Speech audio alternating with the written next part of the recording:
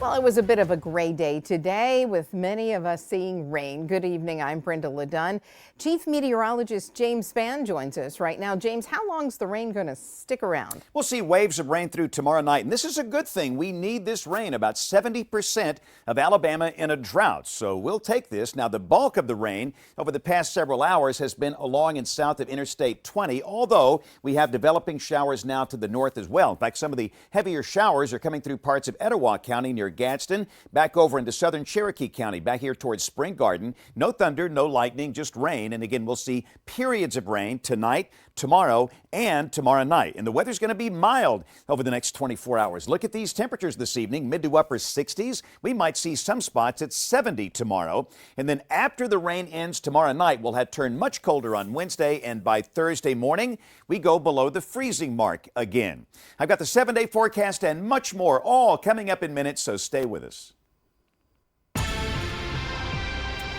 Up first at 6, the latest from Blount County after a church was destroyed after a car crashed into the building, erupting into flames.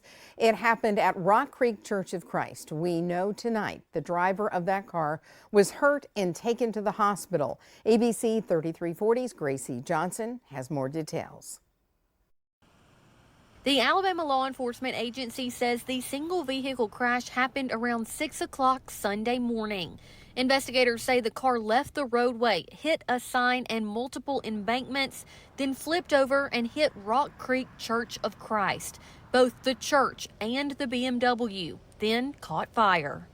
It's hard to put into words, I guess, how you feel, because this is something we would never expect, and we certainly would have never expected. Where we're located here, you'd wonder how in the world something like this could happen. Rock Creek Church of Christ asked members of their church to worship with neighboring congregations Sunday. Going forward, they said they plan to meet at church members' homes until they can make other arrangements. You know, this isn't the church. The church is the people. And so we're going to find a way. We've already made arrangements. We're going to start. In the beginning, we're going to do like they did in the New Testament. We're going to go to people's houses to start with till we can get everything straightened out. The Blount County Sheriff's Office posted on Facebook that it had reason to believe the driver of the car was under the influence of alcohol. I reached out to Aaliyah, who is in charge of the investigation, and I was told Aaliyah could not confirm nor deny if the driver was under the influence. In Blount County, Gracie Johnson, ABC 3340 News. Aaliyah said this case is still under investigations and no arrests have been made. $15,000 is now being offered for information in the homicide of Roger Cheatham. Investigators say on August 16th of 2016, 3 masked men broke into Cheatham's apartment on 31st Avenue North. Cheatham and another man were shot. No one is in custody.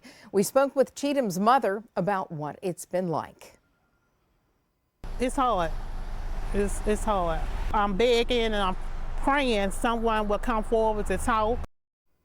Again, a $15,000 reward is being offered for information in the case. Anyone who can help is asked to call Birmingham Police or Crime Stoppers.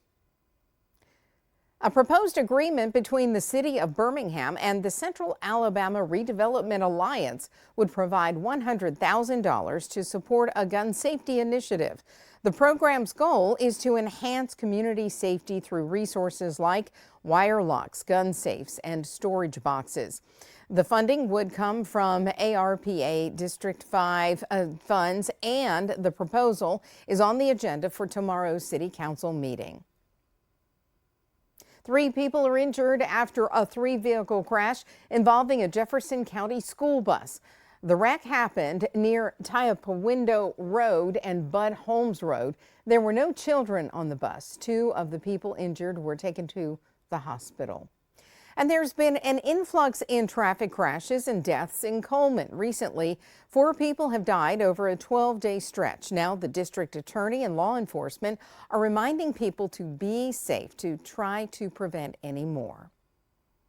It's the holidays, and we're just here to caution people about drinking and driving, distracted driving, and driving too fast.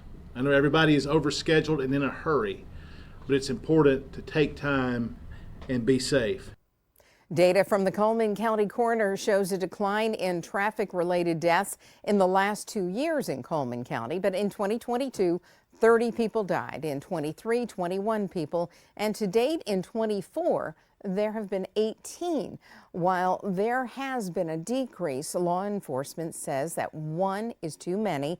In the city alone, there have been more than 70 crashes this year.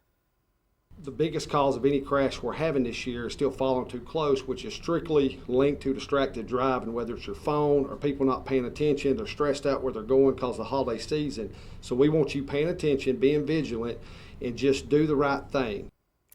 Two of the recent deaths in Coleman were people walking who had been hit. Chief Duncan says it's important to only cross at crosswalks, not wear dark clothing, and keep in mind if a car is going 50 miles per hour, it's moving 70 feet per second, making it hard to judge that speed. Enhanced safety measures around a local high school after questions from the ABC 3340 News I-Team. Hueytown's mayor moved quickly to respond after 2 crashes last month.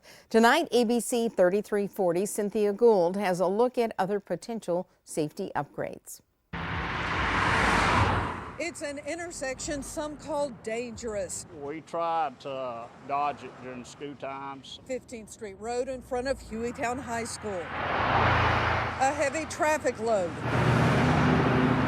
A number of accidents. There's not been any life-threatening, which any wreck, in my opinion, is a bad wreck if you have one. And that is a whole parking lot full of inexperienced drivers coming in and out of there. Mayor Steve Ware says, like parents, he is concerned. He's added police officers in the morning hours to help out with the county school resource officer. My whole target is safety for everybody. Mayor Ware has also put in a second request with the county for a traffic light. So you can't make them put in a light, right? Because it is county property. It's a county road, yes, ma'am.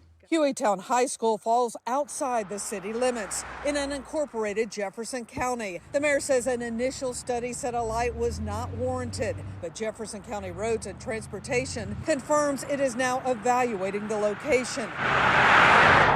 Preliminary findings of a traffic study suggest potential design solutions to improve turning movements and manage traffic speed. However, implementing these would require funding for further planning and construction. They need a stoplight right there by that intersection. There's been a lot of accidents. Kids coming out of that high school wanting to get home.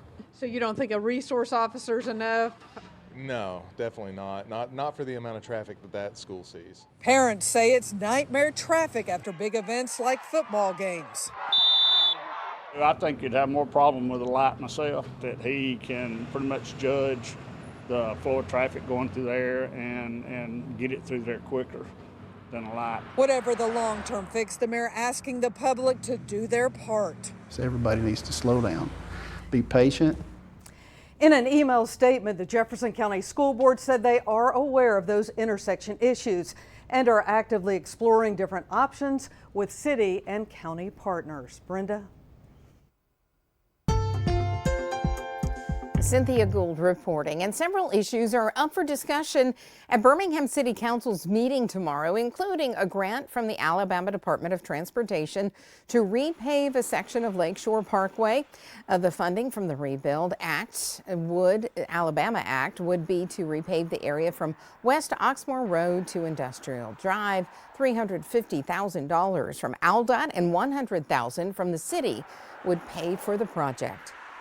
City Council will also discuss an agreement with a contractor to develop a comprehensive plan near Princeton Hospital.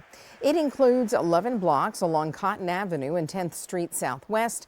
The project would focus on housing, inventory, connectivity, and urban design and improvements. It would be paid for with $750,000 of ARPA funds. And another item on the agenda is an agreement with the Housing Authority of the Birmingham District for renovating and expanding the daycare center at Villas of Titusville. This would create advantages for children in need, like fostering social and emotional development, improving cognitive abilities, and preparing for formal education. Talladega College is looking for its 22nd president. The college announced it has created a presidential search committee to help find the next leader of the 157-year-old HBCU. The committee will review applications, conduct interviews, and also then present finalists to the Board of Trustees for further consideration. The previous college president, Dr. Gregory J. Vincent, resigned from the position in the summer to return to the practice of law.